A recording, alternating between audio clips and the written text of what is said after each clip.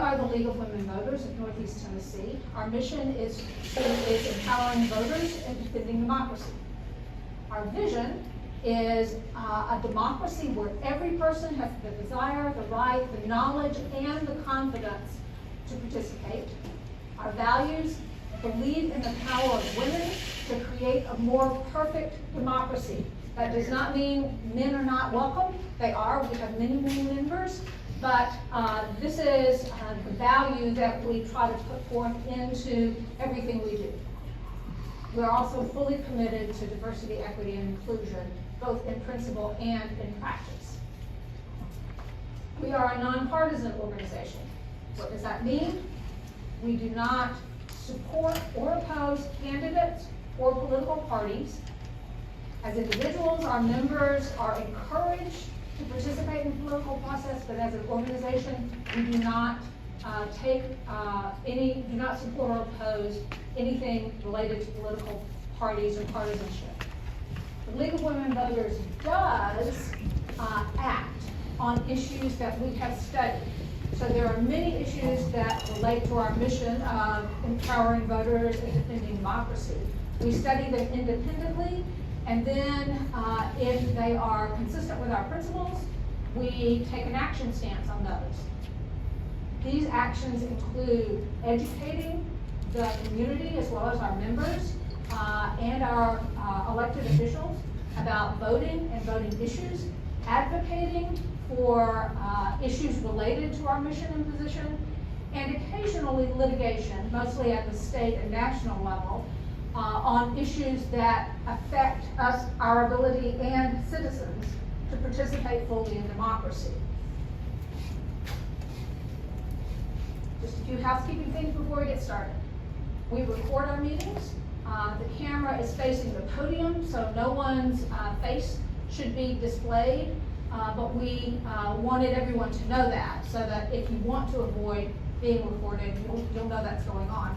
We also have WJHL here today, who's going to be giving some coverage to the work of the League of Women Voters.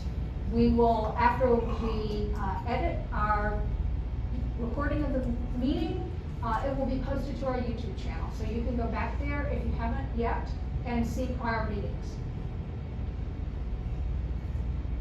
We have refreshments. We have, that includes snacks and beverages. The restrooms are behind the back wall.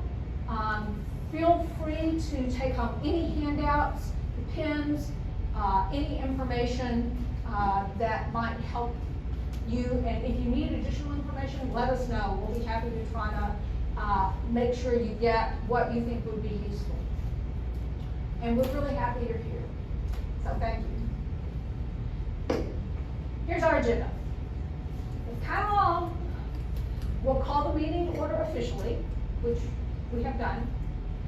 And then I'll give a brief report, which when constructed, so I'm telling you her summary of what we did, which is amazingly, we have done so much as the chapter that we are. I think you'll be impressed. I hope you're impressed and proud of what we as a league have been able to do this past year. Then we'll have a business meeting where we will approve last year's annual meeting minutes, vote on officers, and changes to the bylaws. I want to say that the agenda will be slightly adjusted because we need to vote on the bylaws before we vote on some subsequent items. So your printed agenda indicates a slightly different order. We have not changed anything substantive in the packet that was emailed out to all our members, but we have done a couple of minor changes, like changing the order in which we will conduct the meeting. So that's one thing to pay attention to. So we will discuss changes to the bylaws that have been required. We'll look at a budget. We'll talk about our plans for the coming year, and then we'll have the official program, which includes special recognition for Governor Simpson and Ava Lopez, and our program with our storyteller, and then we'll end with our little. So here's the past year. You will be out of breath at the end. Our local chapter of the League of Women Voters of Northeast Tennessee covers the the uppermost 8 counties of Northeast Tennessee. Most of our members come from Washington, Sullivan, and Carter. 13% of our members are from Carter County, 16% are from Sullivan County, and 70% are from Washington County. 1% is from Unicoi. Pretty good, and we're hoping to continue to expand our membership and activity in all the surrounding counties. We have actually, as of today, 64 active paid members, but we have over 200 people that subscribe to our newsletter, and many of those people come to meetings and participate in a variety of ways, even though they are not active voting members. We have been very lucky this year financially. The Bob Owens Community Foundation has given us a grant to help offset the cost of this meeting room for our monthly meetings, and we're very grateful for that. We have gotten grants from the State League to help offset printing costs and materials and things like that. And many individual members have given some donations independent of paying dues. This past year, we had over 100 events. That included, we had monthly general membership meetings. We did a lot of outreach with other groups, making presentations about the League of Women Voters, participating with them in their activities. We had 2 very specific programs, series. In the fall, we did Finding Common Ground to help overcome our distress at living in such polarized homes. And then this spring, we had the what, where, and how of voting that we just completed. We are planning additional, structured series of meetings coming up for this upcoming fall, which we will go over in just a minute. We created a YouTube channel, so any meeting we have that's face-to-face, we post a recording of it on our YouTube channel. We have started tabling and have had a couple of very successful events, including at the Memorial Center Health Fair and at Blue Point Festival. Many volunteers who helped out with that. In order to be more successful with tabling, we have some handouts in Spanish now, which we think will really help us reach the community more effectively.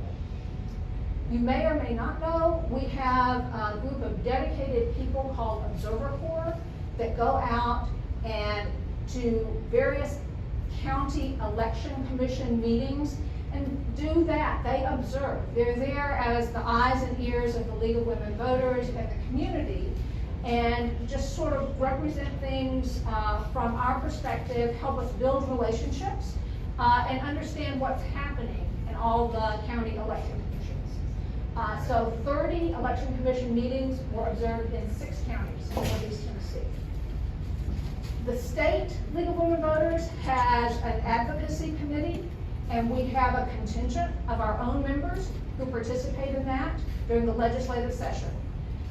What that advocacy committee does is monitor what's happening in the legislature, inform members through weekly Zoom meetings that are participating, send out action alerts that our members who are on this advocacy committee for us will use to educate us about pending legislation, and anyone can sign up to get the action alerts, but we have some members who are very actively involved in some of the subcommittees of advocacy. We co-sponsored the Johnson City Civics Team this year with the Johnson City, Washington County Chamber of Commerce, and we're pleased to have Cooper Reeves here representing them.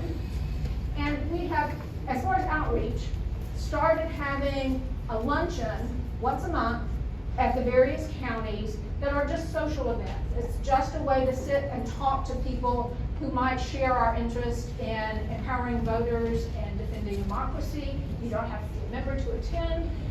We publicize those in the newsletter, and we encourage all, and we rotate counties. So the next one coming up, I'm not sure where it is. We just had Greenville, is that right? Yes. Yes, we just finished Greene County. So not sure what we'll do next.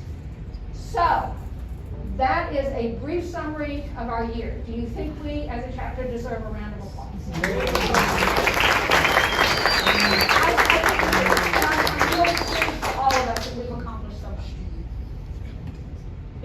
questions afterwards, please ask any board member. We're glad to give you additional details. If you want to get involved in anything that we have ongoing, please let us know. So, okay. So, before we move on to official business of taking votes, we have to do a roll call, and we have our membership chair, Linda Harris, who has the official roll and the sign-in sheet, and I just need her to verify that we have met a quorum. We have over double the quorum. Excellent. Yay, we can vote. Thank you.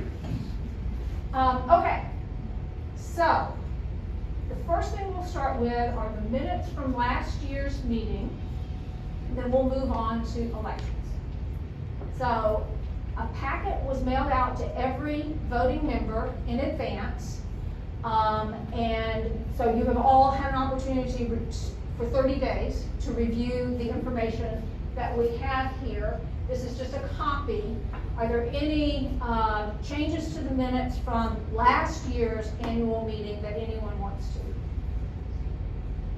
Seeing none, all in favor of accepting the minutes from last year? Raise your hand, say aye. Aye. Any opposed? Any abstaining? Excellent, thank you. We have approved them unanimously. Okay, I'll ask Candace Turner to please come up. Candace has been the chair of the nominating committee this year, and will present the slate of the proposed slate of officers and directors. Before she does, I want to say thank you to Dave Mulroth and Kathy Benedetto, who are rotating off the directors. Both of them will continue to have lots of roles and wear lots of hats and be active, but they are rotating off the board, and we want to thank them.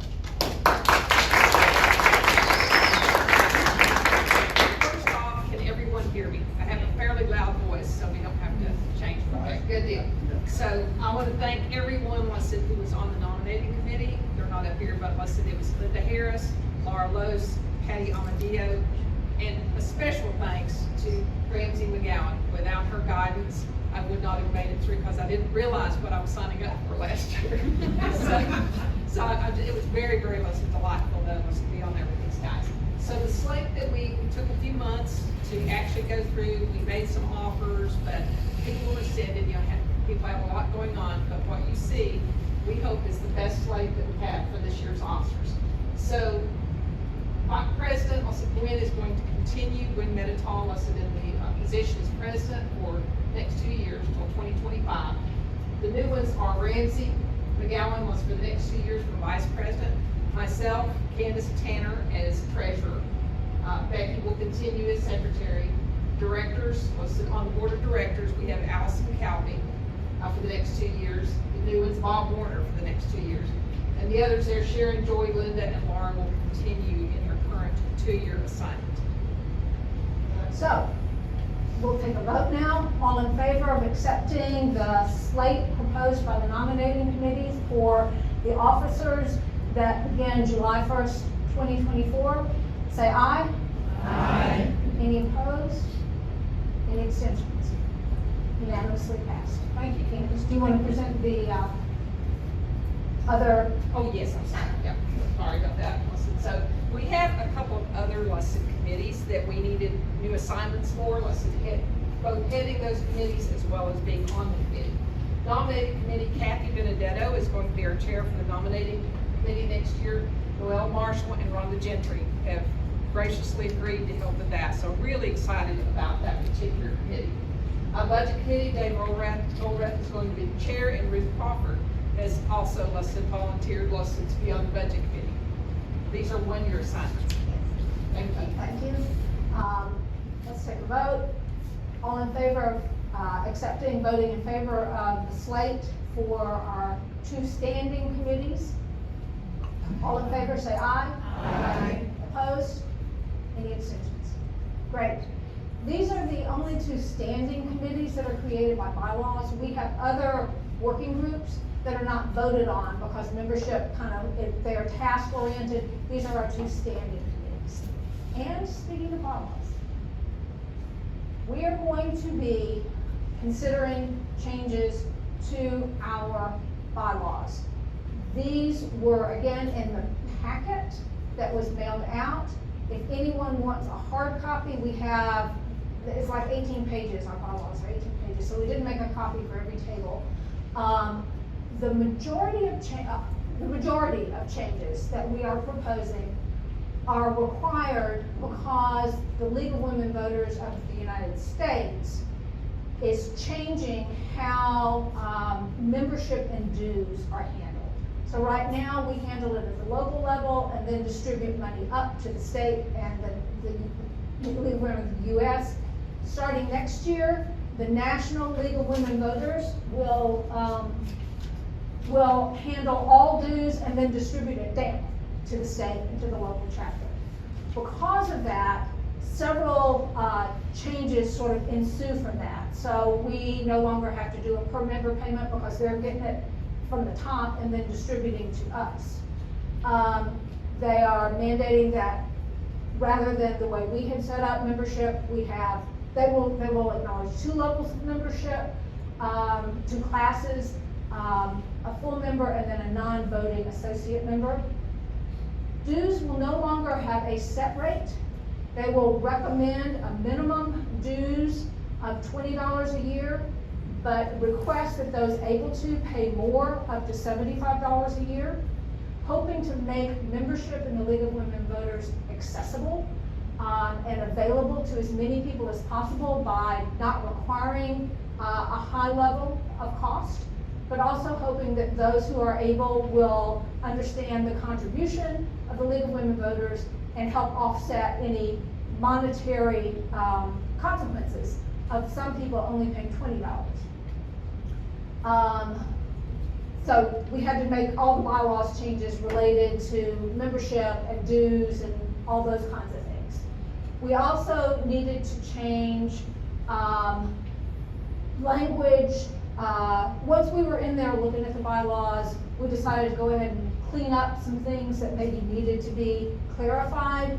So we had a set of sample model bylaws from the US League of Women Voters, and did not have a statement, for example, that people who attend electronic members would be counted as present. So we did a few little details like that.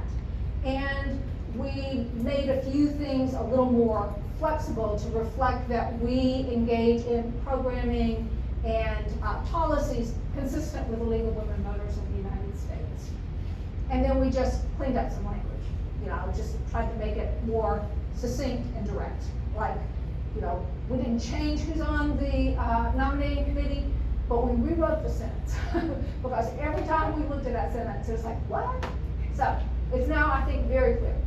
So, you had those changes in your packet, but we need to vote on those and approve them before we can go on to further business. So, all in favor of accepting these bylaws changes, say aye. Aye. Any opposed? Any abstentions? Ramsey, when will that go into effect?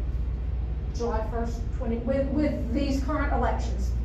No, so that's the structure we'll have as of July 1st. Oh, well, yes, although I'm not sure the league will start collecting for the 2025 year, is that correct?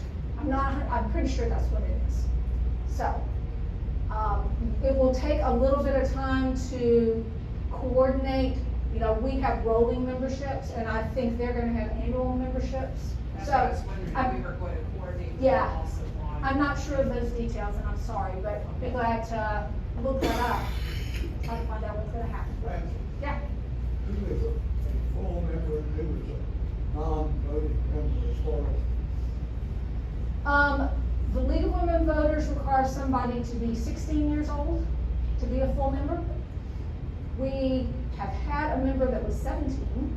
We haven't ever had anybody who was 14, but we could have them as an associate member. That would be the kind of thing. Almost anybody who pays dues would be a full voting member. So if anybody pays. Yeah, yeah, as long as you're over 16 or older. Is that gonna affect your membership, Jack? I'm older than 16. All right, okay. So thank you for approving the bylaws changes. Okay, we need to approve a budget for next year. Because of these changes to the membership dues structure, we had to change how the budget was organized. So again, the amount of money from dues, we are projecting, that we will get 20% of anything the league collects for members of our chapter. And we have an estimate of what that will end up being. We also have gotten a guarantee from the state League of Women Voters that they will make sure any hardship, if any leagues start looking like they're gonna have a shortfall of funds, they will be there to kind of give us a backstop. So as we kind of get our feet under us with this new dues structure, I think we'll be fine. Our income projection is $11,788 from dues, donations, and grants. Our expenses are $11,788 for travel, promotional, and educational material. You look at what we have out on the back table, our tabling that we do, getting our handouts in Spanish, things like that. And so that's, again, that was the details of the budget were in the packet that was mailed out at the end of May. So I now call for a vote for approval of the. I just wanted to kind of get a little bit of background. It seemed like from reading the bylaw changes and some of these changes that the national level is being a little bit more centralized about budget and even some of the priorities. Just in terms of like how they'll fund priorities, have they discussed why that is or what the purpose on that? I don't know that I can really speak to that. I don't think it will be any significant change to our local chapter. Because, you know, we have the League of Women Voters, so anyone who's a member of our chapter who paid dues to us also is a member of the League of Women Voters in the state of Tennessee and the US. And we have always been required to be consistent, you know, and the National League of Women Voters, League of Women Voters of the US, determines policy and the principles and the areas of action that have been thoroughly studied. As a local league, we can choose to study any other issues of local import if we choose to do so. And will that remain true? That will remain true. And will that affect funding? Like if we decide, hey, this is really important to us, we'd like some funding for that. We can always apply for grants to do that. Also have an educational. We also have an educational fund, yes. So, to me, it seems like it's actually an advantage, because housekeeping here and on all local chapters goes now to being online and national. It and all really administration simplifies comes keeping down. up with membership. And also, just in conversations with people, when they were at Blue Plum as an exhibit, oftentimes the person thinks they're joining something local, and $65 seems like a lot. Then you have to explain, oh, but it also pays state and also pays national. Now, every local group is saying, you're joining the National League of Women Voters and they will and give the us, state yes. and the local. Right, So right. I think it's Nope. easier to explain to them. Noel? Is there a student membership now, and there used to be a family membership? No, Those gone away? those are gone. But again, there's no required minimum, you know, dues. So student membership or family membership, everyone who is a member needs to have their own individual membership, but we're trying to make it, you know, accessible. Yes. Sometimes I've been known to be tight with the dollar, Uh-huh. and I will generalize and say probably some other people in this room are. And if you say the minimum is $20, I'll go, oh, good. Yep.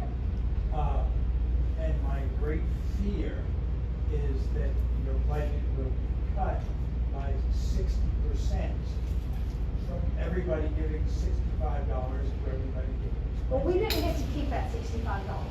We had to I know, send but part of you it got to a the state and percentage part of of the it. So I think we got about 15. But you I got- don't remember exactly, You got a but, percentage of 65. yeah. If I pay 20, you won't get 50. But we're really hoping some people will choose to be generous, and like I said, during this transition year, the state is giving us a The backstop. point is, I would suggest that in our renewal letters to the membership, we have some line that encourages, this is a minimum for those who can't afford it. Right, right. Or Well, some line like that to keep people like me in line. yeah. We'll have to use a little bit of peer pressure, okay? Everybody remember what Don said? He wants us all to pressure him to pay the bill. You asked. So, final part of our business meeting, we are required as a chapter to vote on what our priorities for 24-25 will be. For the fall, we're going to have programs related to the election cycle and voting. And for the spring, we will be determining what the priorities and policies of the League of Women Voters of the U.S. and Tennessee are, the needs and preferences of our local membership, and addressing the identified factors affecting our community, state, and nation that we feel like we should provide membership meetings on. And here you see a bullet list of the kinds of examples that we would expect to see. And then after the election, going back to some more general standing concerns of the League of Women Voters of Northeast Tennessee. So I will call for a vote on our proposed priorities for the League of Women Voters of Northeast Tennessee for 24-25. All in favor say aye. Aye. All opposed? Did I take a vote on the budget? There were questions. I did not? Okay. Let's do it. Yeah, we definitely need to do that. I got distracted by the questions, which were good. All in favor of accepting the budget as presented in your packet?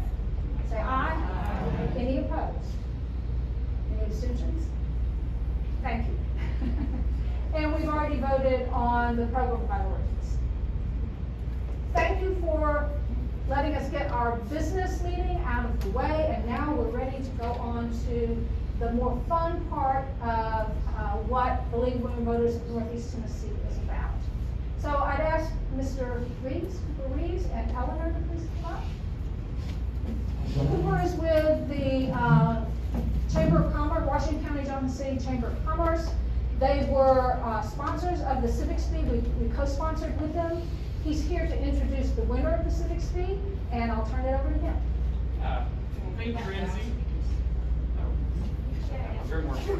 Thank you, Ramsey. As she said, my name is Cooper Reeves. I'm the Director of Marketing and Government Relations with the Johnson City Chamber of Commerce. And this spring, we partnered with the City of Johnson City to host the first Johnson City edition of the National Civics Fee Competition. This is a program of the U.S. Chamber of Commerce Foundation in Washington, D.C. This was the third year that it happened. And its whole goal is to encourage our nation's middle schoolers to understand how our country runs, how our government runs, and why democracy is important, and why local civic engagement is important. So our chamber got to partner with the city to host two parts to this event. The first part was an essay competition in the winter.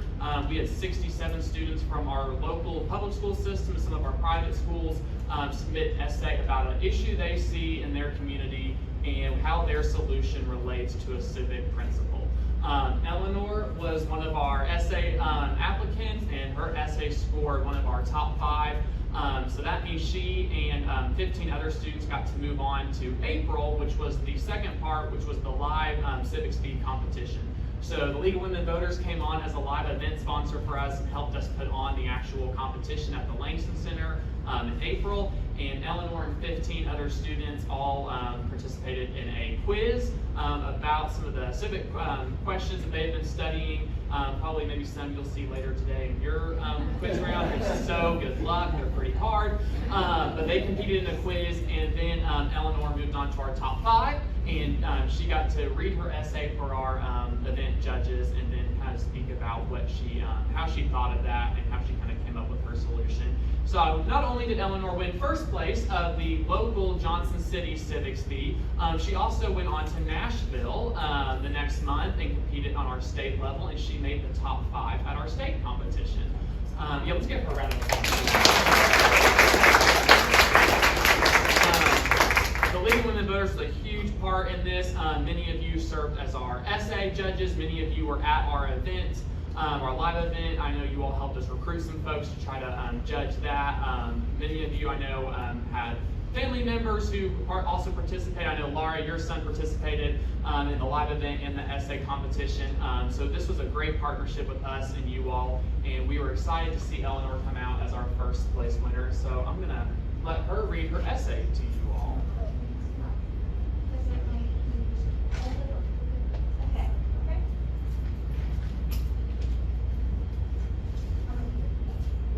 Okay. Johnson City, a town nestled in the Appalachian Mountains of East Tennessee, has a population of 71,278 as of 2020, but there's an invisible population, the homeless. According to the United States Department of Housing and Urban Development, HUD, our region's point-in-time count PID, a measure of the homeless population, we have an increasing homelessness rate that is 4 times the national average. We tend to shun the homeless, but the homeless are people like you and me who have jobs, families, and children. Like the Constitution states, we should work to promote the general welfare of our community. All people deserve help so they can go back to having homes and steady jobs. To find ways the town of Johnson City can help this part of the population, we need to define what homelessness is, why people are homeless, and how we can help. Homelessness is the state of not having a home. Although this is true, the issue is more complex than not having a residence. The homeless should be divided into 2 categories, bounce and street homeless. Bounce homeless are bouncing from hotel, motel, and friends or family's houses, while street homeless are physically living on the streets. According to Bob Hall, director of the local homeless ministry, Family Promise, the pit count is often low because it does not account for the hidden homeless, especially the bounce homeless. Many factors contribute to homelessness. The primary reasons in our community is a lack of affordable housing and inflation. Other factors include the location of the Veterans Administration, substance abuse disorder, lack of transportation, poor mental health, and lack of childcare. In the 70s, communities like ours had affordable housing, but during the mid-80s through today, housing and rental costs started rising and continue to rise. Additionally, limited amounts of affordable housing are available. To solve this problem, my proposal is to work with citizens and leaders of Johnson City to build tiny home communities with services for mental health, job placement, and childcare. These facilities would be modeled from tiny home communities in Springfield, Missouri, Austin, Texas, Indianapolis, Indiana, and Olympia, Washington. To do this, we would seek funding from donors and government at both state and national levels. With the funding, we could build 1 to 2 bedroom tiny home communities. In these communities, we would include childcare and mental health facilities. We would also have a local job coordinator who would connect jobs in our community to the unemployed. Eleanor Roosevelt wrote, "Freedom makes a huge requirement of every human being. With freedom comes responsibility. As a community, caring for the homeless is our responsibility. We need the whole community, from doctors to teachers, to come together to promote the general welfare of our homeless neighbors."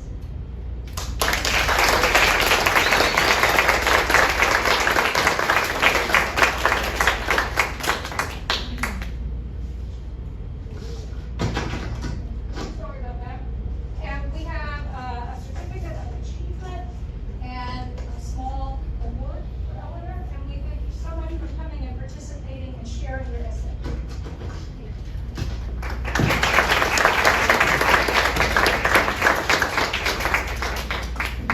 We also want to recognize our intern who worked with us this year, and I'd ask Ruth Crawford and Ava to please come up.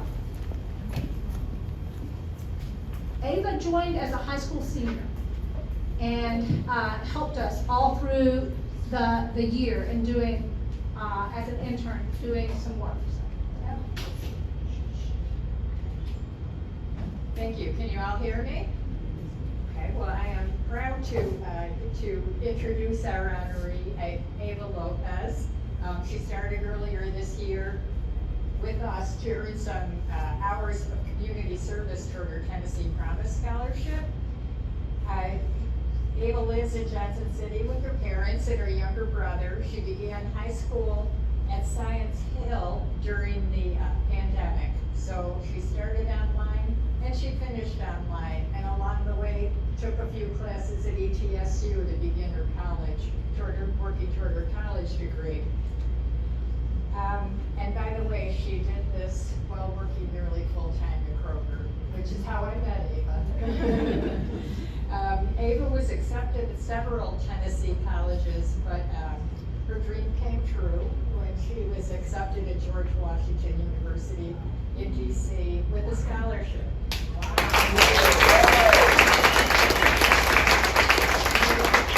She is passionate about the political process and will soon vote for the first time. She plans a career in, to major actually in political science in preparation for a career in law. And Ava, you have our vote of confidence. And we wish you the best. Thank you. Thank you so much.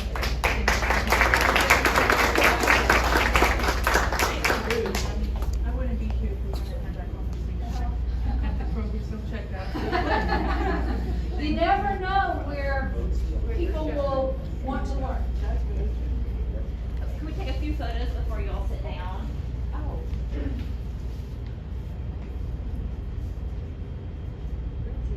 Yes, Randy's middle. Thank you.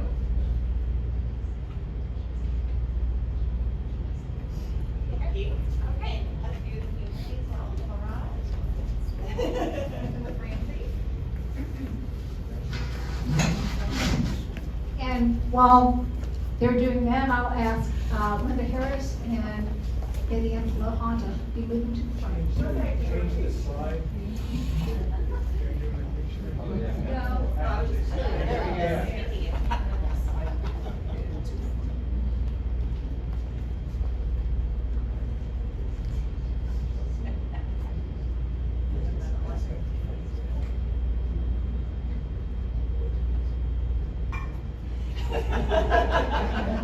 Thank you.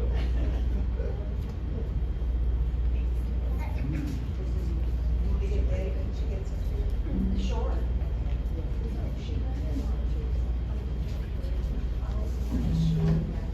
You can come over next to me. Okay, can you hear me? Thanks.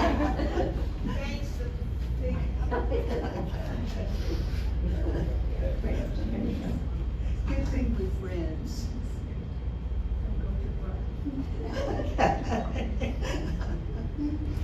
As we come to the end of our league year, and also as we're in the midst of the season, when we celebrate as a country our freedoms, Memorial Day has already come, and most of us are eager for the 4th of July, maybe for hamburgers and flag waving and parades more than some of those core things.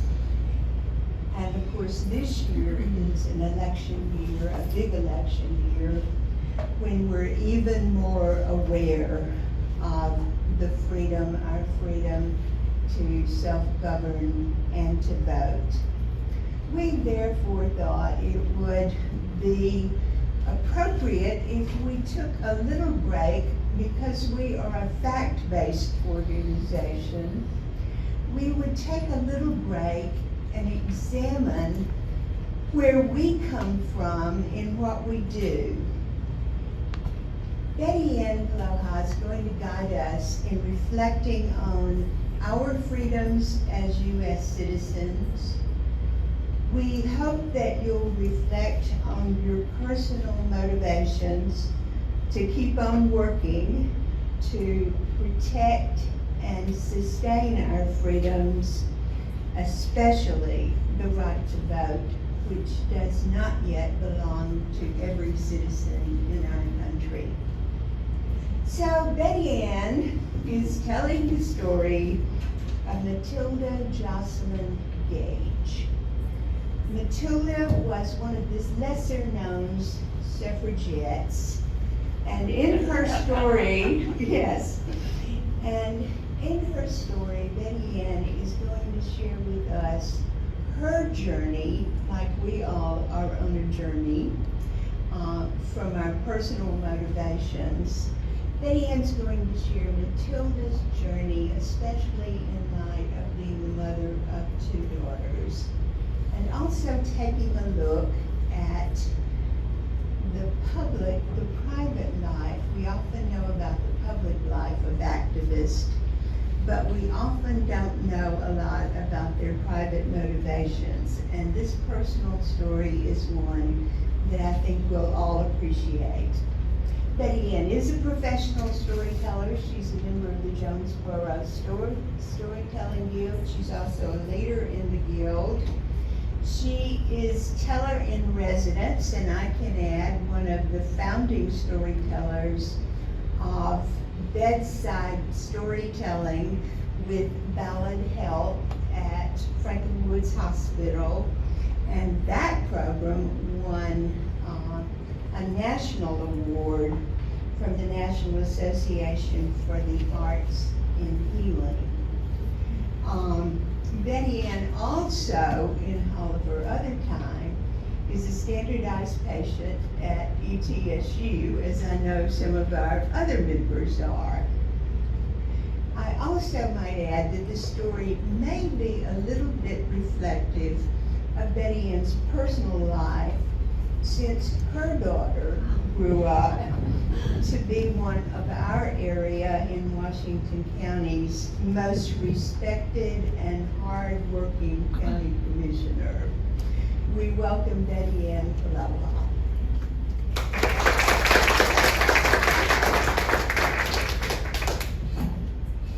Good afternoon, ladies and gentlemen.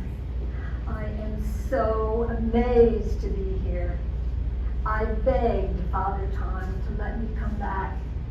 I've been gone from this earth over 100 years, and I feel as if I've been forgotten. And I know it's selfish, but I worked hard for you people, and I want some recognition. I was born in 1826 to very progressive parents who wanted me to be a free thinker. My father was a doctor, and he was also an abolitionist. My mother was a writer. She wrote literary pieces. And so I inherited from them a drive to help people. So I thought, well, I'll be a doctor too. And my father, he taught me anatomy and biology at home, so when I finished my regular schooling, a lot less than yours, I could go to medical school. Medical school. And they laughed at me. They laughed. They said, young ladies are virtuous and virginal. They can't look at body parts or body fluids. Nurses are necessary, but they're not well highly respected or thought of. It was not a good career. Besides, women are nervous and flighty, and would you want somebody who's that way working on you? Go away, little girl. That made me want to work for education for women. But that wasn't going to happen, so I took the, what do you call, the normal route. I got married. I married Henry Gage. He was 9 years older than me, and he had his own dry goods store. It was very successful. We had a nice house. I had servants and cook and free time, pocket money. But I still had this drive to help people. So you know what I did? I turned our house into a stop on the Underground Railroad. But unfortunately, somebody turned me in. And back in the let's put it in the 1840s, there was an automatic penalty, 6 months in jail. And at that time, jail was more like a dungeon, and terrible things that happened to people, especially women in jail, and $500 fine, which is a lot of money. But because my husband was a pillar of the community and a businessman, the judge said I didn't have to go to jail if he would pay the fine. And thank God he did. But the weird part about it was, instead of the judge dressing me down, he dressed my husband down, and he said, you know, Henry, you better take better control of your wife. You let her flit around with too much money, and you know women have no head for anything. They just get themselves in trouble. And this is what happens. So you better take better control of her. And that's how it was. When you married, you went from the control of your parents to the control of your husband. He could be nice to you. Just nodded. He could be nice to you or miserable. I have to laugh. I heard somebody say, verbal abuse. No, back then it was all physical abuse. He could do anything he wanted. Feed you and starve you, make you scrub floors. And what could you do? Well, you could leave. But if you left with the shirt on your back. And he determined what happened to the children. That's when I decided I had to do something about it. And that's when I met Susan B. Anthony and Elizabeth K. Lee. Stan. It's been a long time. So the three of us were like the three musketeers. And now I had a chance to use my mother's talent because I was the writer. I wrote the pamphlets and the posters. I wrote the Declaration of Women's Independence, and I walked up on stage and I gave it to the vice president at the time. I was the first woman to speak at the convention for suffragettes. I was 26. I was doing my job. And by this time, my daughter, Julia, was old enough to go to college. And Cornell was accepting women.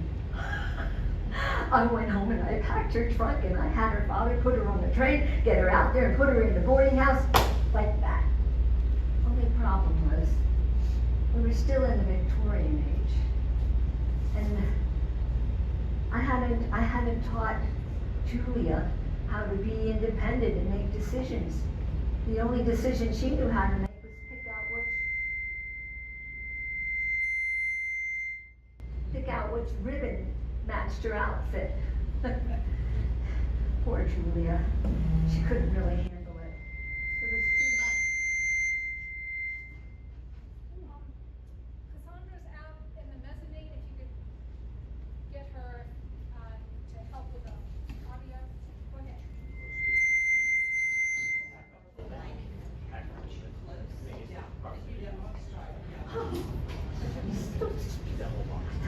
No, we didn't even have lights.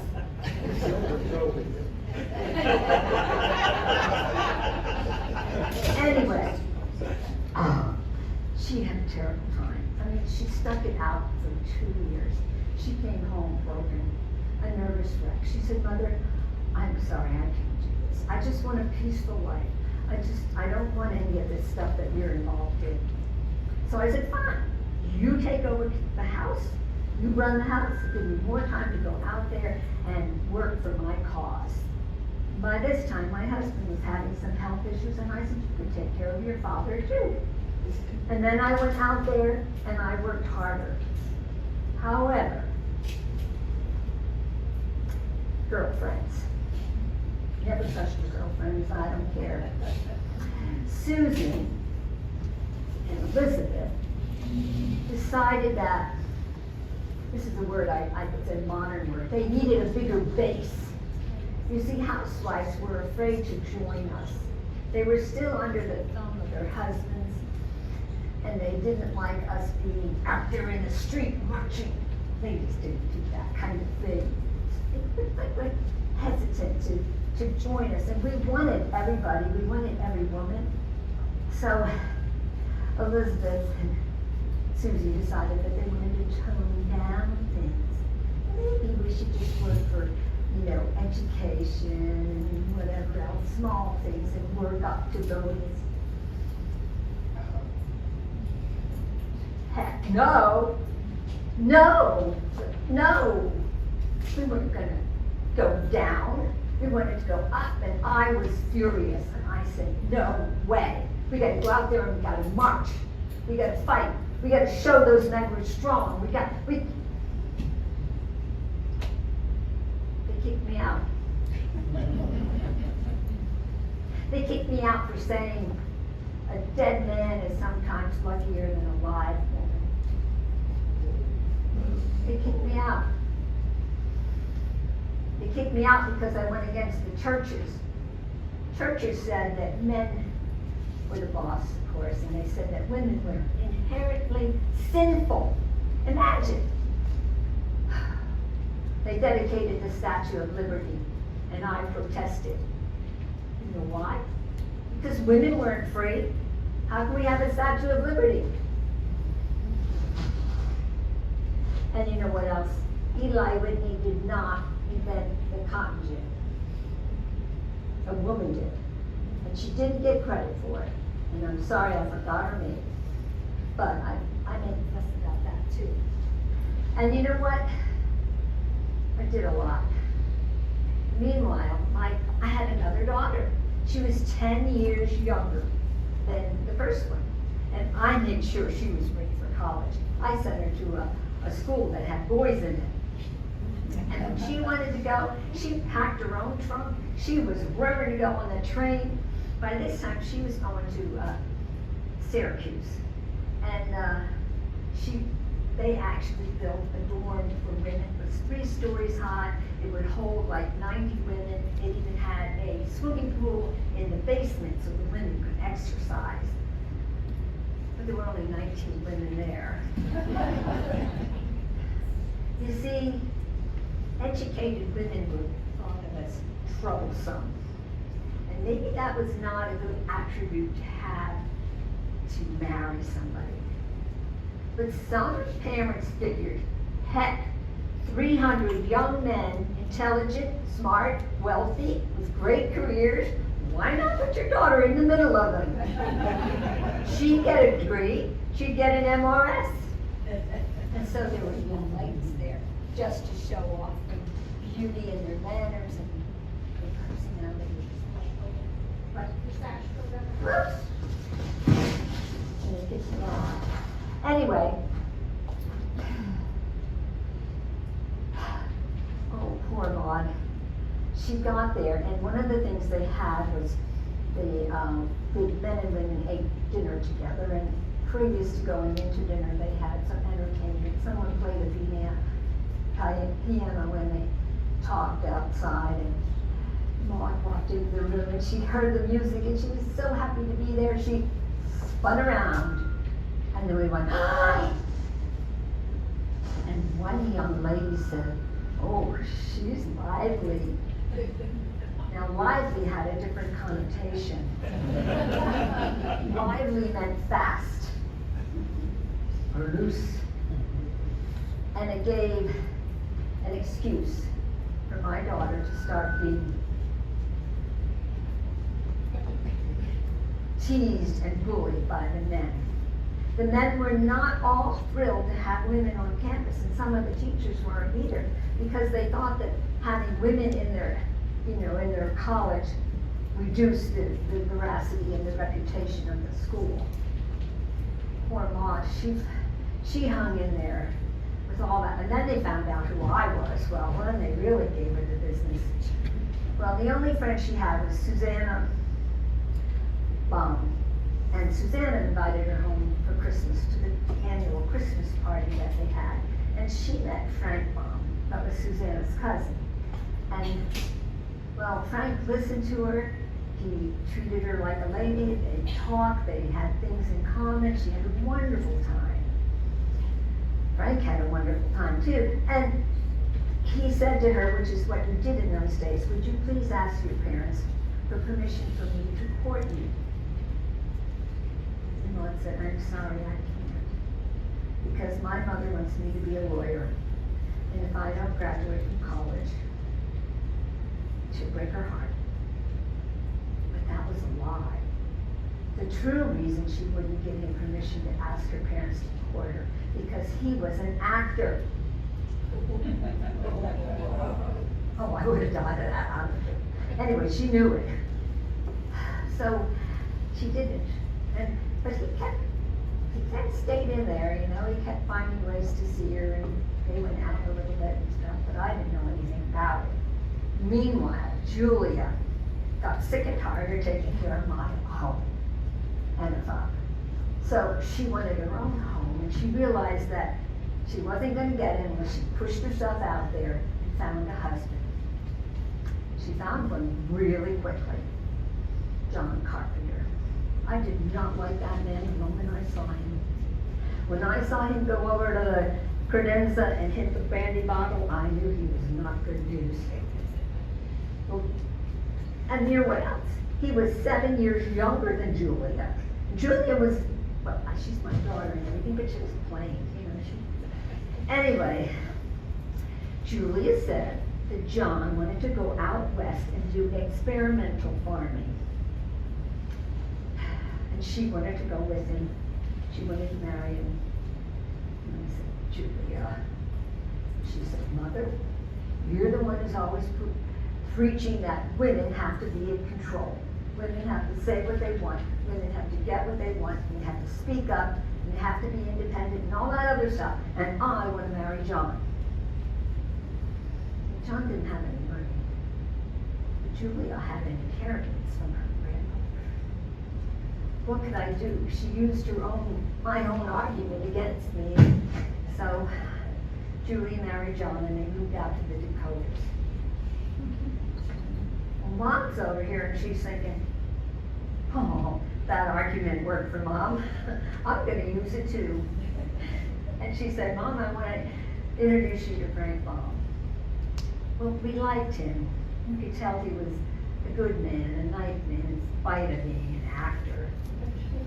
And since she said, this is what I want, this is what I want to do, and I'm going to be a strong woman, and I'm going to get it, I got married in our living room. And Maud and Frank, they got on the train and they went from city to city. He was putting on plays, that he put the plays on, and some actors, and she sent us postcards from all the cities that she went to. It was a good year until she got pregnant. And Frank, being a good man, decided now I need to have a home. So he rented a house, he gave up acting, he became a traveling salesman. He sold axle grease. Did okay, he did good. And, you know, traveling salesmen are out during the day, and at night they're in their hotel, or else they're at the bar. Frank didn't go to the bar. He stayed in his room, and he wrote stories for his kids. He wrote stories for his boys, and he sent them home. And they loved that. And that went on for a couple of years. And then my son, he went out west. And Julia was out west. And then Frank got an idea. He said he wanted to go west, young man, and make his fortune. He got an idea. He was going to have a store, not a general store. He was going to have a store that sold luxuries to farmers. And it was a fairly good idea. We had a house, by that time we had 4 boys. And Julia. Oh, Julia. You know, John did experimental farming. It was experimental because he didn't know the first thing about farming. He bought poor land. There weren't any trees on it. He had to ship in hay to have logs. Julia didn't even get a log cabin. She got a shack. And she also got to be farmhand number 1. She was out there like those old pioneer movies that you have now, with the ladies out there pulling the plow and putting the seed in her apron and working like a dog. She managed to have a baby. She had a baby girl. She named Maggie.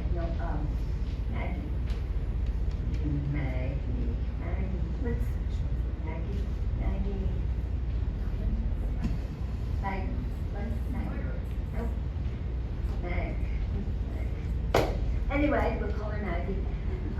She had a little girl. It was really hard for her. And one day, she had a baby boy. She didn't even have any milk. She was so depleted and so worn out, bags under her eyes, terrible situation, no plumbing, no nothing. Plus, any money they did get, Frank drank. she wrote her sister a letter. And when Maud got the letter, Maud and Frank got on the train and got themselves out to where she lived 20 miles from nowhere and took Julia, Maggie, and the baby back to their house. They got a wet nurse for the baby. They got a doctor for Julia, put her to bed. And little Maggie, Magdalena was her name, lived, she was fine. So Maud having 4 boys, and now there was a little girl, 3 years old in her household. She was in heaven. She made her a little blue and white gingham pinafore. And Frank bought a tea set for them to have play tea. Oh, and Maud was so happy. And the baby was getting better, and Maud was, Julia was getting better, and John wrote a letter and said, "It's planning time. My wife has to come home and help me plan." And Maud tried to reason with Julia to not go back there. But it was so ingrained in us women back then that were married, she said she had to go. She had to go back there. And then Maud said, "Oh, let me keep Magdalena here. I can, she'll get good food, she'll go to school, we can take care of her, we're fortunate." And you know what Julia said? She said, "No, I need to have Magdalena with me because, Magdalena. Anyway, because she's the only company I have. If she wasn't there, I'd have nobody to talk to and nobody to care about." And so Magdalena had to go back to John. Well, this gets kind of sad because there was a drought. And the drought affected the farmers. And they had no money for luxuries. And I'm afraid Frank was a creative person, but he wasn't very good with money. And he had overextended himself buying products for the store, and the store went bankrupt. So Maud and Frank came back to Chicago, where he got a job working for a newspaper. Eventually, Julia and John moved into town, where John got a job as an insurance company. I might as well get it over with. There was some discrepancy in the funds in the insurance company that pointed to John taking them. And of course, he was still drinking, and he died. And we believe it was by his own hand. But Magdalena managed to get through school, at least for that. And then my son, who was out there, his little daughter, Dorothy, died. She was only 6 months old. And that made everybody sad. But Maud started encouraging Frank. You know those stories that you wrote for the boys? Why don't you get them printed? Why don't they become a book? And so Frank printed or made a book of his stories. And I died 2 years before The Wizard of Oz was published. Frank and Maud made a whole lot of money. However, as I said, Frank wasn't good with money. They toured and they went to Europe and had a good time, but he died, and Maud had to sell the rights to the book. And me, and my dream of helping women and passing on my drive and my goals and my spirit and my passion, guess what? My great-granddaughter, Jocelyn Burdick, was the first U.S. Senator in the state of North Dakota.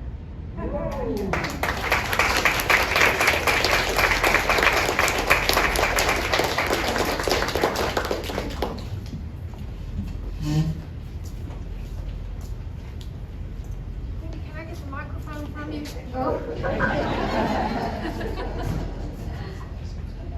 Thank you so much. We really appreciate it. Wonderful story. You know, it's been a long time, so I got to speed up on my times, but That's okay. Thank you so it much. happens. So.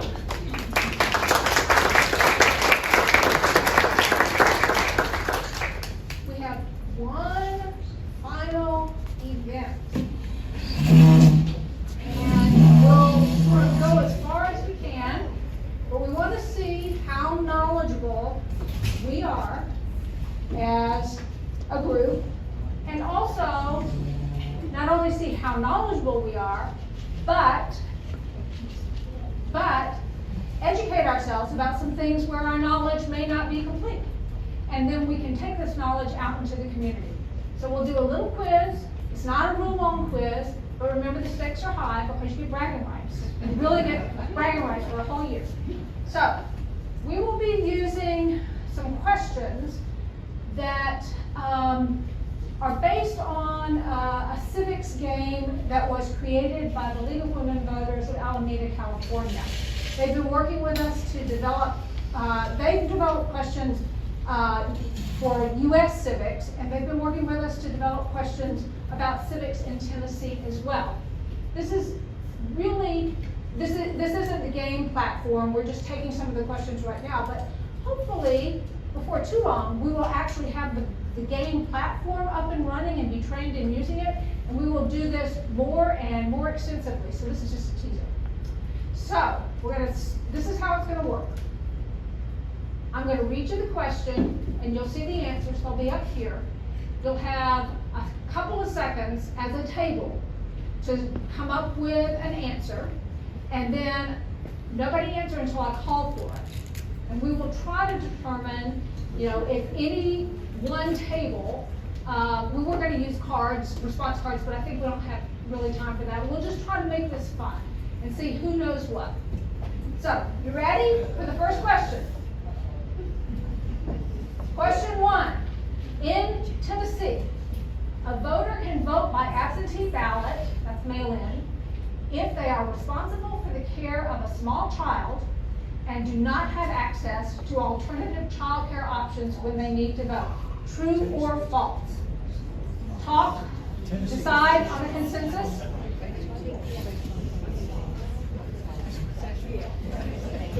Okay, I'm going to call for an answer. All those, somebody from the table that thinks it's true, raise your hand.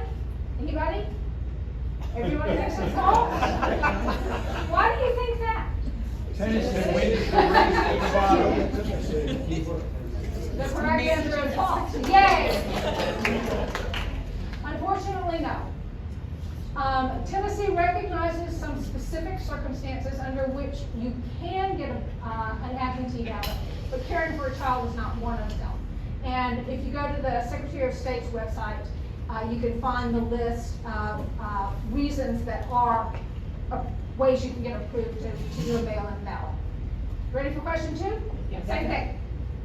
In Tennessee, college students can use their school-issued photo ID. You have to have a photo ID if you vote, when you vote.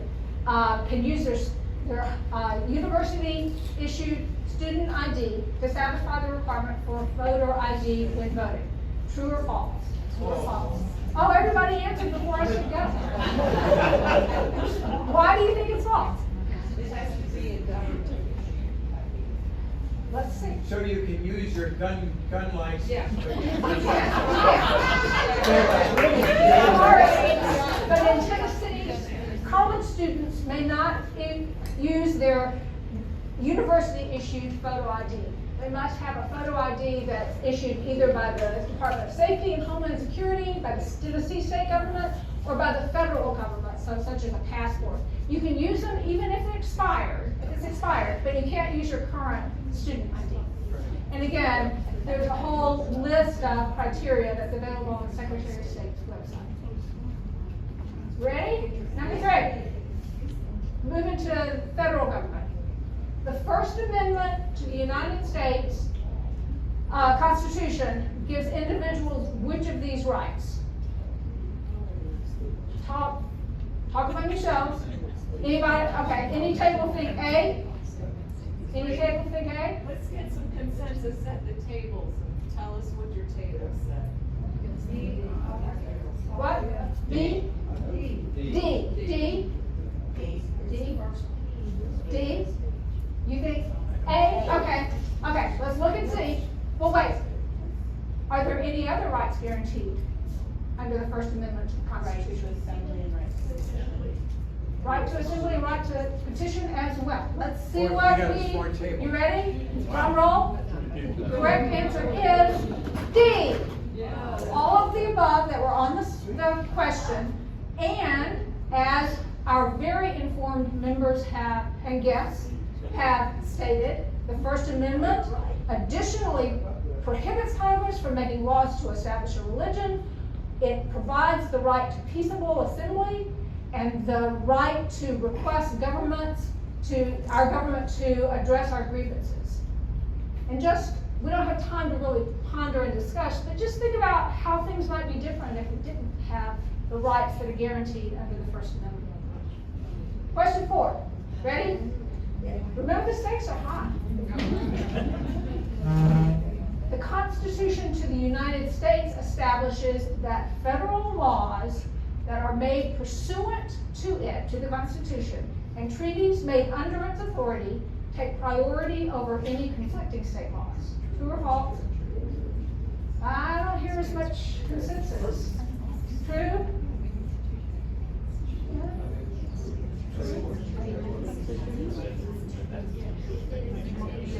I hear murmuring, but I don't hear people like enthusiastically saying, I know.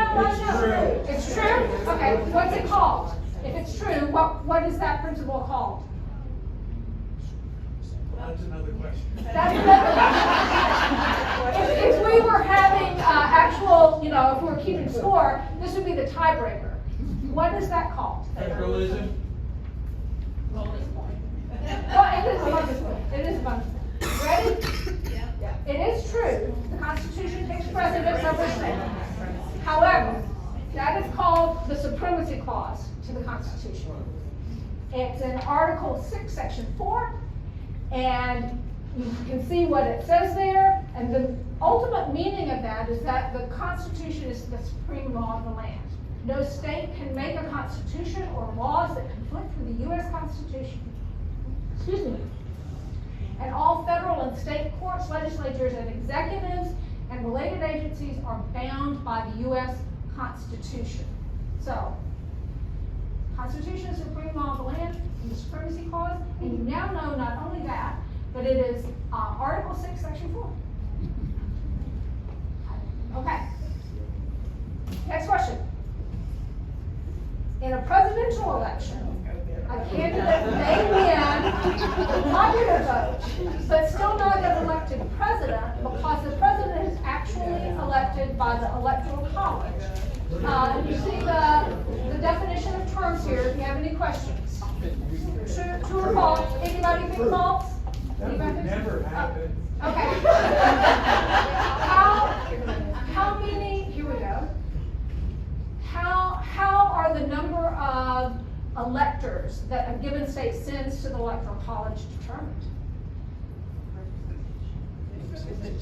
Anybody know? Representation how? Senate, the number of members in the Senate and House of The combined number of senators and representatives for a state. The representatives are based on population. How many electoral votes does Tennessee have? Anybody? I know we have an answer over here. Anybody? Okay.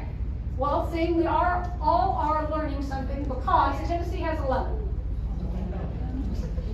We've also sometimes had questions about how Tennessee awards its electoral votes. Tennessee, like most states, 48 out of the 50 states, is a winner-take-all. So if one candidate gets 51% and the other gets 48%, all the electoral votes go to the one who got the majority. So there are 2 states that proportionally allocate them, but Tennessee is not one of them. There are some really good resources from government archives about the Electoral College if you want to know more, and we can explore that at a later time. Ready? In Tennessee, a person who wants, we're moving away from federal back to Tennessee. A person who wants to vote by mail-in or absentee ballot can pick up a ballot, an absentee ballot at the county election commission. Tennessee? I hear murmuring, that's good. Talk, what do you think?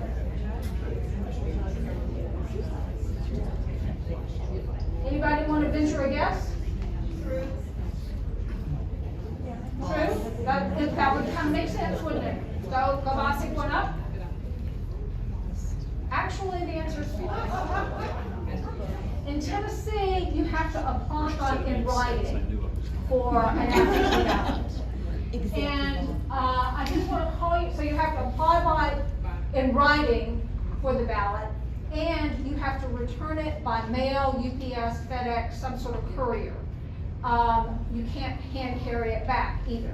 So even though the deadline to request it in writing is 7 days before the election, you have to allow time for your application to get there, for it to be mailed back to you, and then for your ballot to be mailed back.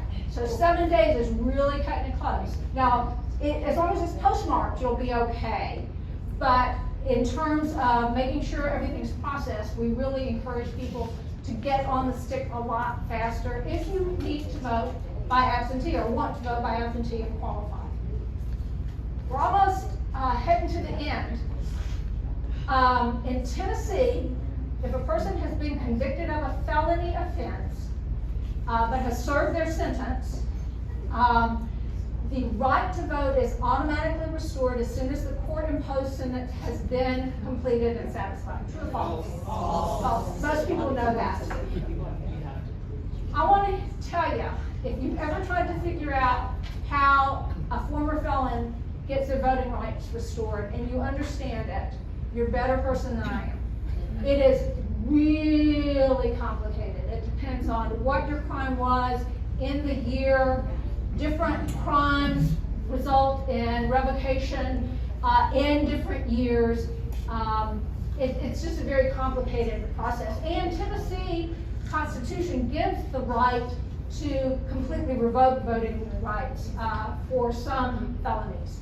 It's a complicated process. I won't go into all the details, but a person has to have their full right to citizenship restored and then meet all the requirements set for restitution of court costs, or child support obligations. So you have to be financially cleared also. So it's a complicated process.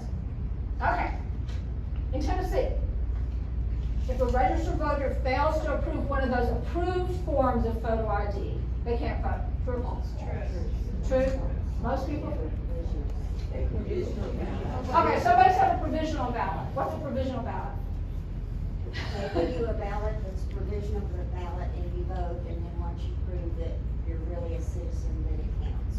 Okay. It's reviewed by the voting board. Right. So you can vote if you don't have an appropriate ID, but you will vote a provisional ballot. You can always vote if you show up. If you are not offered a provisional ballot, if there's something wrong with your ID, that you brought the wrong thing or something, you can request one. You'll probably be offered one if there's a problem, but if not, you can request one. And then, once you cast your provisional ballot, you have 2 business days to go to the Election Commission office and get any uncertainty about your eligibility to vote resolved there at the Election Commission. And a provisional ballot is a ballot that's used to record a vote when there are questions about voter eligibility, and those have to be restored before that ballot is then counted or not. So. When does the count become actually official? That is beyond the scope of this. They have to be certified by the Election Commission, yeah. So. It has to be more than 2 days because they Yeah. do not know how the provisional ballots are. Although, well, that's beyond the scope of this. Next to last question. In Tennessee, the Secretary of State has an app called the Go Vote Tennessee app that you can use to view and mark sample ballots and then on your cell phone, and then take it into the polling place with you to help guide you through your ballot. True or false? True. but you can't take your phone in with you. You can take the Go Vote Tennessee app in. Yeah. If you want, we'll look at it afterwards, but I wish Gwen was here. She's the one who has the most expertise about the Go Vote Tennessee app. But when we were writing this question with the people in California, they all thought that was a wonderful idea. Like, what a great thing that people in Tennessee have this app to refer to. And last question, remember the stakes are high? Remember? Bragging rights are riding on this. In Tennessee, you may register to vote up to 5 days before an election if you go to the county election commission office to complete it. True or false? True or false? Anybody? You think it's false? You think it's false? You think it's false? What do you think the actual date is if you think it's false? 30 days? Anybody else? There are states where you can register on election day. You can show up to the polls, complete your registration, and then immediately vote. Tennessee is not one of those states. So it is false. The 5-day time period is false. It is 30 days. So it has to be postmarked by 30 days before the election. I'm not going to do the tiebreaker. It's about homeless voting. It's interesting. Tennessee does make provisions for someone who is homeless to vote, and it's a very interesting process. And I will just tell you, it is true. If a person who is homeless wants to register and they don't have a building to live in, they can describe the location where they usually rest. They have to have a mailing address to receive their voter registration card, but their actual location, their residence, can be the place where they usually rest, because that will determine what precinct there is for the election commission to tell them where to go vote. Isn't that neat? That's interesting. I didn't know that. Okay, so that's it. I want to declare all of us winners. All of us are recognized. Great job. Go out and educate the public. And if you like playing games like this, we will try to expand on this at a future date. Bob asked me to have a booth in Kingsport and Bristol at the 4th of July parades, and are looking to decorate and paint cars as a part of the submission. So please sign up for that if you have any interest in supporting the League of Women Voters at the 4th of July parades. And thank you from the tabling crew committee for all those who worked at Blue Plum. So get in touch with Bob Warner. He's coordinating our tabling. Congratulations to all of us for winning the Civics competition. Please take cards and materials from the back table that has dates for voting, registration, early voting, election dates, our buttons, our handouts, and sign up for anything you can participate in. And I want to thank you all for participating in a great meeting. See you next time.